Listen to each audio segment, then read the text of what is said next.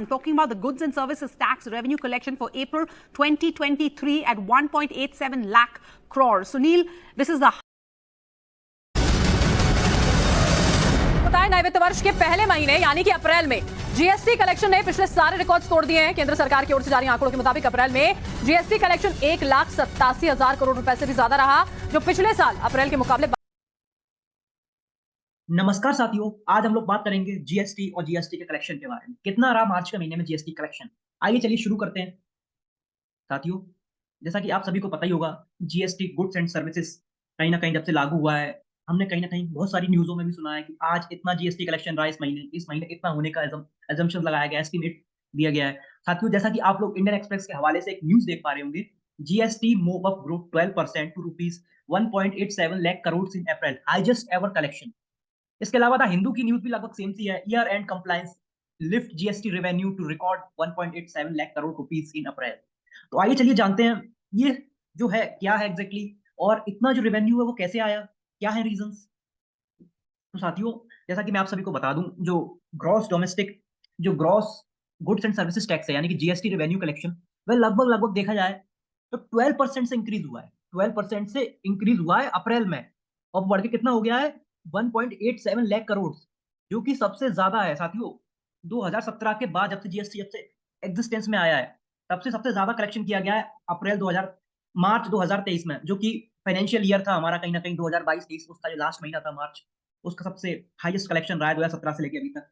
इसके अलावा according to the statement by the finance ministry के द्वारा, जो वित्त मंत्रालय है उसके द्वारा बताया गया है, जो 1,87,035 करोड़ रुपए है, यानी कि 1.87 लाख करोड़ रुपए जो है, जिसमें से जो सीजीएसटी है यानी कि जो सेंटर का जीएसटी है, वह लगभग 38,440 करोड़ है, 38,440 करोड़। और जो एसजीएसटी यानी कि स्टेट जीएसटी, वह लगभग 47,412 करोड़ है। इसके अलावा जो इंटर स्टेट जीएसटी होता है साथियों, जो एक स्टेट से दूसरे स्टेट में लगती है जाने पे इंटर स्टेट, वह सबसे ज्यादा 89,158 करोड़। इसके अंदर साथियों अगर हम इंक्लूड कर दें 34,000 करोड़ लगभग जो कलेक्ट हुआ है इम्पोर्ट्स ऑफ गुड्स से और सेस से हमें जो हुआ है वह लगभग 12,000 करोड़ रुपए के आसपास हुआ है। तो साथियों, आइए चलिए जानते हैं एग्जैक्टली अभी क्या चल रहा है एग्जैक्टली। तो साथियों, जैसा कि आप लोग ग्राफ में भी देख पा रहे होंगे, दो चीजों से डिनोट किया है मैंने। जीएसटी कलेक्शन आप 2022-23 का जो देख पा रहे होंगे, येलो कलर से देख पा रहे होंगे, और जो जीएसटी कलेक्शन है 2021 और 22 का, तो आप कंपैरिजन देखिए, ट्रेंड देखिए यहाँ पे कि किस तरीके से जीएसटी हमें कलेक्ट हुआ। तो साथियों, जैसे जो ब्लू कलर से दिया हुआ है वह 2021-22 फाइनेंशियल ईयर का है, और जो येलो कलर से वो फाइनेंशियल ईयर 2022-23 का है। तो जो ब्लू वाले में आप देख सकते हैं, जो अप्रैल का महीना था वो कहीं ना कहीं 2021-22 का, उसमें जो जीएसटी कलेक्शन आया था वो 1,39,708 करोड़ रुपए था। और वहीं पे अगर हम नजर मारें 2022-23 में, तो अप्रैल के महीने में हमें देखने को मिल रहा है 167 करोड़ के आसपास। तो आप इससे देख सकते हैं कितना ज्यादा उछाल है कहीं ना कहीं जीएसटी के अंदर। आप पूरा का पूरा ग्राफ देख लीजिए एक बार स्क्रीन पर। इसके अलावा साथियों, अभी जानते हैं एग्जैक्टली अभी चल क्या रहा है एग्जैक्टली। तो साथियों, जो मैंने सबको बताया, गुड और सर्विसेज टैक्स जो है उसका कलेक्शन 12% से बढ़ा है, फाइनेंस मिनिस्ट्री का ऐसा कहना है। और जो कि लगभग क्रॉस कर दिया है उसने, जो हमारा लास्ट था इससे पहले, वह लगभग 1,75,000 करोड़ के आसपास था। 1.75 लाख करोड़ का जीएसटी कलेक्शन हमने इससे पहले किया हुआ था साथियों। इसके अलावा ये जो ग्रोथ आई है, जो मिनिस्ट्री का कहना है कि ministry said that the revenue for the month of April 2023 are 12% higher than the GST revenue in the same month last year। 12% की उछाल आई है इसके अंदर। पिछले परसेंट जितना कलेक्शन हुआ था इसी महीने में, उसके कंपैरिजन में इस महीने में जो इस साल हुआ है कलेक्शन, वो 12% ज्यादा है। आप इससे पता लगा सकते हैं कि जीएसटी को कहीं ना कहीं, जीएसटी के ऊपर कहीं ना कहीं बहुत सारे सवाल उठाए गए हैं अपोजिशंस के द्वारा, और भी जो स्कॉलर्स हैं, इंटेलेक्चुअल लोग हैं। लेकिन शुरुआत में तो ऐसा भी लग रहा था कि क्या ये जो टारगेट दिया गया इतना भी कलेक्ट कर पाएगा जीएसटी, लेकिन कहीं ना कहीं देखा जाए तो जीएसटी ने आज एक बहुत अच्छा माइलस्टोन अचीव किया है कहीं ना कहीं। उसके पीछे कई रीजन होते हैं, मैं आपको वो भी बताऊंगा, लेकिन उससे पहले जान लेते हैं जो ग्रॉस जीएसटी है यानी कि जो रेवेन्यू कलेक्ट हुआ है इन द मंथ ऑफ अप्रैल 2023, वह मैंने आपको बताया लगभग 1.87 लाख करोड़ हुआ है। जिसमें से मैंने आपको बताया कि स्टेट का कितना है, सीजीएसटी कितना है, एसजीएसटी कितना है और आईजीएसटी कितना है। लेकिन during the month of revenue from the domestic transaction including imports of services higher 60% higher. मैं दोबारा रिपीट कर देता हूं, during the month the revenue from domestic transactions including import of services are 16% higher than the revenue from these sources during the same same month last year। यानी कि 16% ज्यादा है जो जो रेवेन्यू है डोमेस्टिक ट्रांजेक्शन में, कहीं ना कहीं इसमें इंपोर्ट को भी हम जोड़ लें तो 16% हायर है साथियों। Then the revenue from these sources during the same month year last. उम्मीद करता हूँ आप सभी लोगों को समझ में आ गया होगा। इसके अलावा highest ever single day transaction कितना है, तो वो भी जान लेते हैं।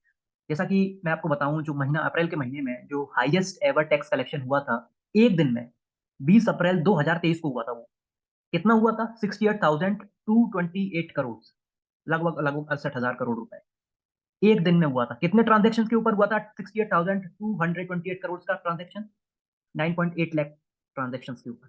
और ये सबसे हाईएस्ट डे पेमेंट है लास्ट ईयर में, लास्ट 1 ईयर में। ऑन द सेम डेट 20 अप्रैल 2022 को कितना हुआ था? 57,146 करोड़। उसमें कितने ट्रांजेक्शन हुए थे?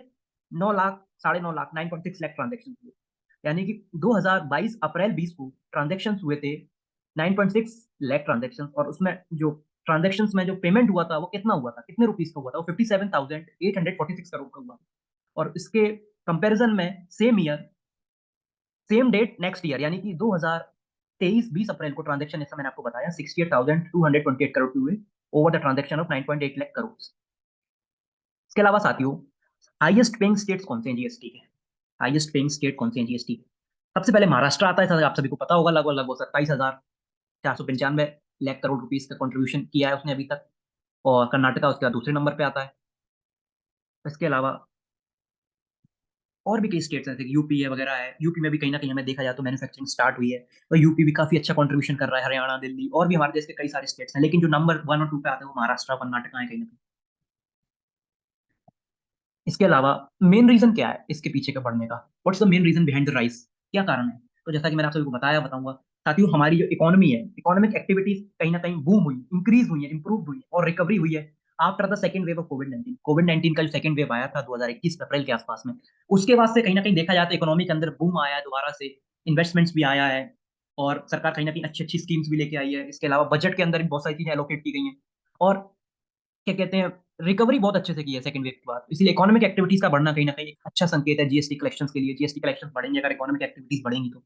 इसके अलावा जो इंक्रीज आया है कहीं ना कहीं वो हमारे कंप्लायंसेस में भी आया है। Increase compliances and anti evasion measures taken by government. जैसे कि साथियों, पहले क्या होता था, इनवॉइसिंग, ई बिल्स, डेटा एनालिटिक्स और ऑडिटिंग की फैसिलिटीज इतनी नहीं होती थी, क्योंकि डिजिटलाइजेशन नहीं था उतना उस टाइम पे। लेकिन जब से डिजिटलाइजेशन आया है और गवर्नमेंट भी कहीं ना कहीं सतर्क हुई है, टैक्स भरना क्योंकि हम सबकी कहीं ना कहीं जिम्मेदारी है, क्योंकि कंट्री चलाने के लिए टैक्स बहुत इंपॉर्टेंट रोल प्ले करता है कहीं ना कहीं किसी भी कंट्री के लिए, डेवलपमेंट के लिए। तो साथियों, गवर्नमेंट ने क्या किया, ऐसी चीजें डेवलप करी डिजिटलाइजेशन की वजह से, जैसे ई इनवॉइसिंग हो गई, ई बिल्स हो गए, ई वे बिल्स, डेटा एनालिटिक्स का यूज किया, ऑडिटिंग का यूज किया। तो इससे कहीं ना कहीं देखा जाए तो जो लोग हैं पहले इनवॉइस क्रिएट नहीं करते थे, बिल्स नहीं देते थे, बनाते नहीं थे, इसकी वजह से वे कई सारी टैक्स की चोरी करते थे। लेकिन अब वे सब ये नहीं कर सकते, क्योंकि हर चीज कहीं ना कहीं ऑनलाइन रिकॉर्ड हो रही है। आपका डेटा पूरा का पूरा गवर्नमेंट के पास है, वो एक्सेस कर सकती है गवर्नमेंट कहीं ना कहीं।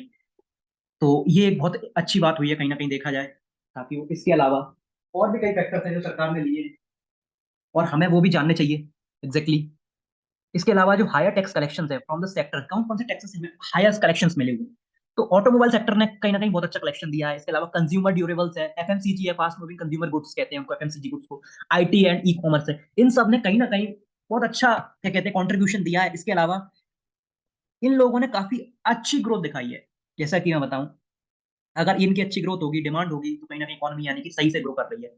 इसके अलावा दूसरा एक फैक्टर प्राइसिंग भी हो सकता है। अगर प्राइस बढ़ेगी तो जीएसटी कलेक्शन ऑटोमेटिक बढ़ेगा, क्योंकि अगर इन्फ्लेशन बढ़ रहा है तो चीजें महंगी होंगी, तो स्वाभाविक सी बात है उस पर कलेक्शन भी ज्यादा ही होगा, क्योंकि हर एक चीज का प्राइस बढ़ता जा रहा है। लेकिन प्राइसिंग एक फैक्टर नहीं कह सकते, हम इसको कंसिडर नहीं कर सकते, क्योंकि और भी चीजें हैं, वरना इकोनॉमी इतनी तेजी से बूम नहीं करती, क्योंकि इन्फ्लेशन तो कहीं ना कहीं बढ़ ही रहा है। वो मान बहुत स्वाभाविक सी बात है। लेकिन जीएसटी कलेक्शन में प्राइसिंग का फैक्टर एक है, मान सकते हैं, लेकिन उसके अलावा और भी कई फैक्टर्स हैं जो मैंने आप सभी को बताया, जिसकी वजह से जीएसटी कलेक्शन में बूम आया है कहीं ना कहीं 12% का। इसके अलावा लास्ट ईयर भी एक न्यूज थी लगभग लगभग मिंट के द्वारा, जो दो तरीके के टैक्स होते हैं साथियों हमारे यहाँ, इनडायरेक्ट और डायरेक्ट टैक्स। तो जो डायरेक्ट टैक्स का इंडिया कलेक्शन वह लगभग 16.16 लाख करोड़ था in financial year 23 and exceed budgeted estimates by 17%। साथियों, इसके अलावा जो करंट फाइनेंशियल ईयर है, फाइनेंशियल ईयर 24 यानी कि 23-24 जब स्टार्ट हुआ है, अभी अप्रैल का महीना चल रहा है, पहला ही महीना स्टार्ट हुआ है इस फाइनेंशियल ईयर का।